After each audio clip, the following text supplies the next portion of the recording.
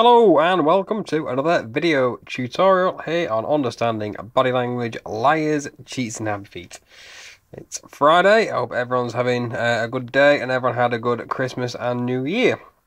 So the video I've got for you today is these chaps from the Jersey Shore, and obviously we don't get this show over here in Great Britain. I believe it's quite popular in America. So they've, I think they're doing a new series. I think it's Series 5. It's coming out on MTV. Over in the States, and they've just recently done an interview with Jimmy Kimmel. So I've just watched a small segment of the interview, and I'm going to decode some non-verbal behaviour.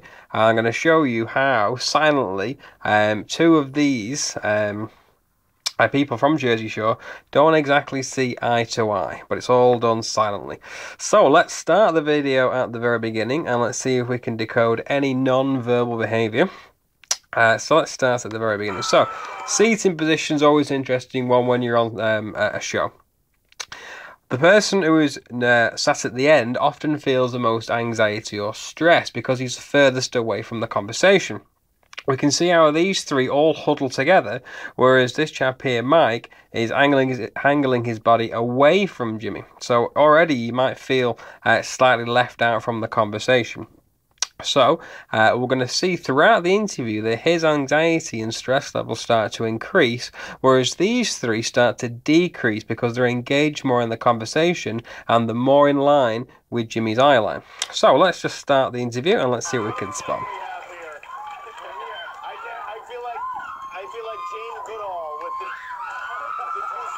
Okay, so first of all, get the pleasantries out of the way from the crowd. So they're going wild. For New Year's, is it even an event for you? Because it seems like really New Year's is constant. Okay, so the first bit of I think contempt comes up shortly. So I was in Las Vegas. CJB. Vegas? Yeah, I took the polar bear plunge. I jumped in the ocean in New York in the freezing cold water. You did? For charity, yeah. Oh, that's all right. That's nice. Okay, so automatically there's a reaction from one of the cast in the show, and it's him. I think his name's Mike, and he's showing for me slight contempt to this chap here called Vinny, and it's because of this little expression he gives here. They're all telling Jimmy what they did on New Year's Eve, which is perfectly fine. Good conversation. Yeah, I took the polar bear plunge. I jumped in the ocean in New York in the freezing cold water. You did? For charity, yeah. Oh, that's all right. That's okay. Righty up. So that little expression there shows me he shows potential contempt for this chap. Note how he's almost making it like light-hearted and jocular, and then watch his reaction when the word charity is mentioned. Watch how he alters his position from almost like taking the mick. In New York, So he laughs. The only one who's laughing. you did? For charity, yeah. Oh, that's all right. He shows contempt, and then he displaces this kind of behaviour by making a steepling gesture here, and the head comes down. So it's almost like shame. It's a shame that he's made fun of him because he did it for charity, not that he's foolish. And that is a classic indicator for me that he was taking the mic up while he was laughing and being contemptful, and then once he realised actually it's for a good cause and an unselfish act, he drops the head down and tries and makes a steeple gesture to try and displace that. Okay, so that and then we see again here how he then tries to go and adjust his coat. So the anxiety and the stress is being heightened in the body, and to do that we've got to displace stress in different ways, and one way we do it is by unbuttoning our jacket or our buttons just to try and displace it, and he does it here, you see. And that little expression there is no need to adjust his coat. There's no actual reason, the science behind it. He just adjusts it. What's going on with you? No, I'm single right now. You're single right now? What a shock. I thought that one was going to last forever. Okay, so as we can see here, the odd one out for me is this guy on the left, Michael, because he's the furthest one away from the conversation, and we can see here how he starts to slightly pacify himself shortly. In one night? No, I was in Vegas on the 29th, and in the morning of the 29th and 30th. Hold on, let me grab the 31st. Okay, so as he finds it quite difficult to string his sentence together, Jimmy takes the mic out of him a little bit, or takes the mic out of him slightly there, so his stress and anxiety levels are now going to be heightened, you see, because he's the furthest away, and we can see that by how he bobs across this way to try and get away from everything. It's a classic psychological response. Ronnie, what happened? What's going? So you guys were here together last time. Yeah. And had you broken up already when you were here on the show? Did we make it off the show? Yeah. We made it off the show together. And then it was Okay, so we're just basically going through the motions here. I think he conducted himself very well in the interview. Will they get back together again? I don't know. What time is it? I like single Ronnie. I'm just saying. Okay, and we can see here, when someone's not being included in a conversation, he often has to pacify himself, meaning that he has to try and release his anxiety or his stress out. And like I said before, one way we do this here is just by altering our dresses or our clothes that we wear. We often start unbuttoning buttons or playing with the lapels, and in this instance here we can see that this chap here, Michael, because he's not been engaged in the conversation and how he's the furthest away, he's got to dissipate that stress in this expression here.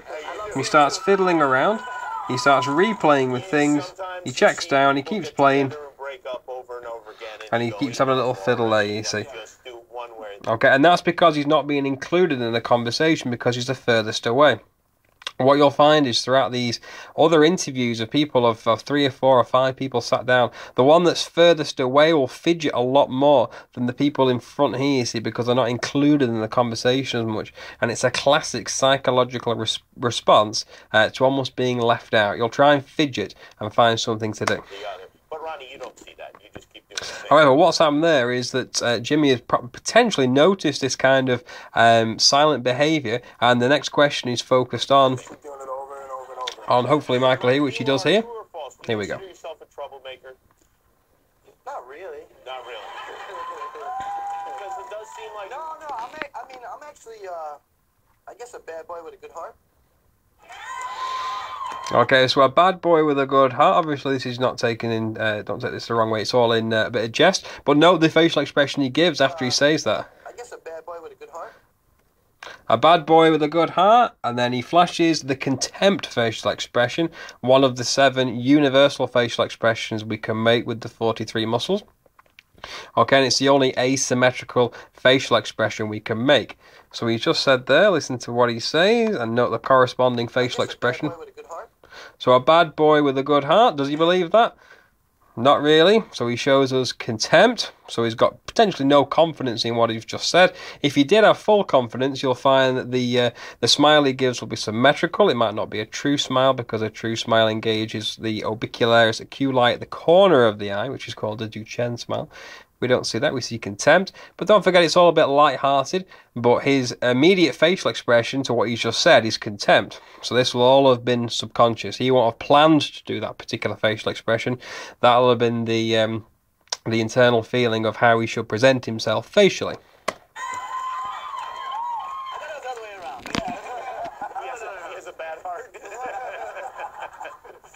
Okay, and we can see there, after that little expression there, we see the gesture with the hand coming up towards the side of the ear, okay? We often do this expression when we're angry.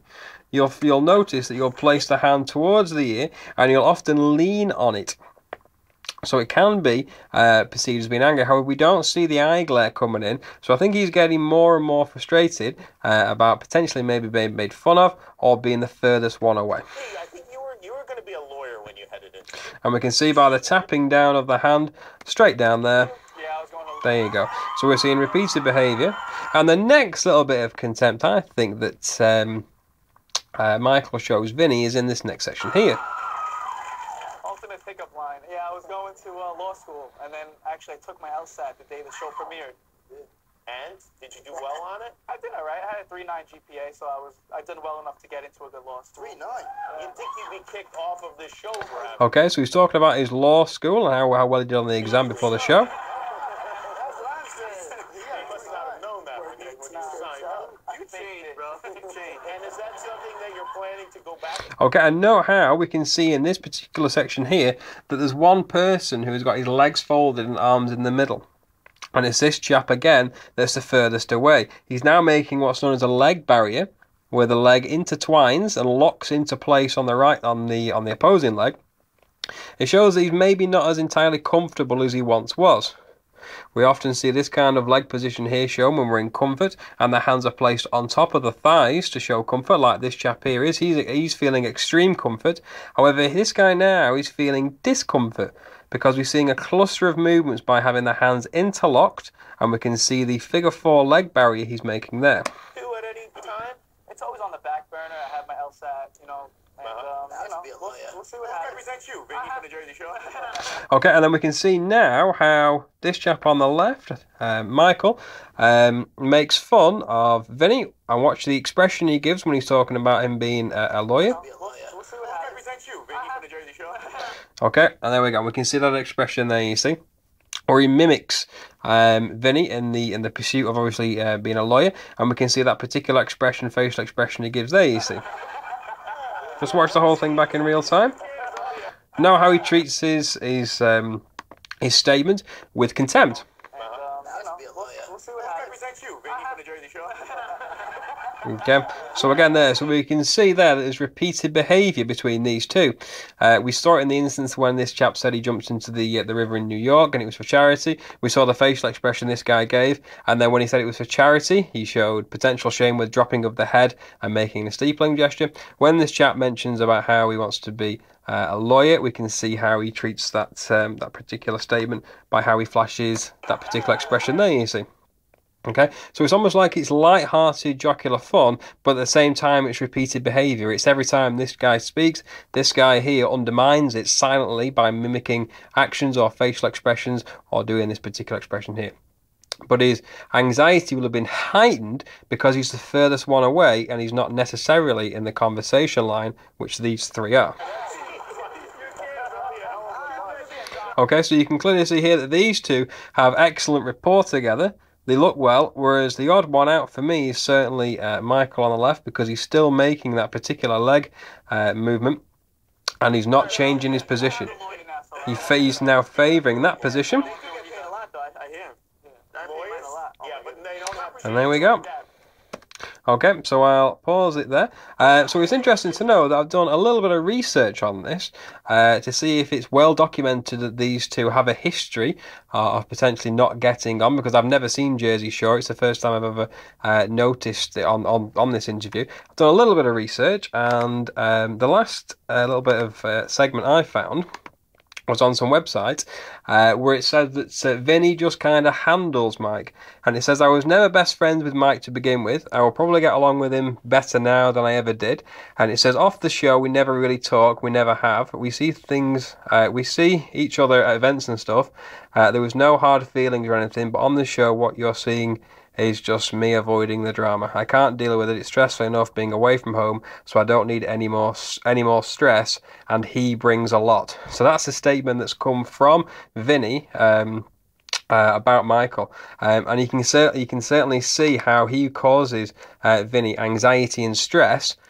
Just based on that 3, 4, 5 minute interview, we can see the anxiety coming out in Michael, and we can see how he shows contempt for Vinny as well. So there you go. So all that is coming through just via silent, non-verbal behaviour. So there you go. So if you'd like to learn more about body language, please check out my Understanding Body Language page on Facebook. Just type in Understanding Body Language Liars, Cheats and Happy Feet, or find me on Twitter at Body Language UK. Just type that in, and there we go. So any questions, comments, please let me know, and I look forward to speaking to you all soon. So from everyone here at Understanding Body Language, Liars, Cheats and Happy Feet, take care, and bye-bye for now.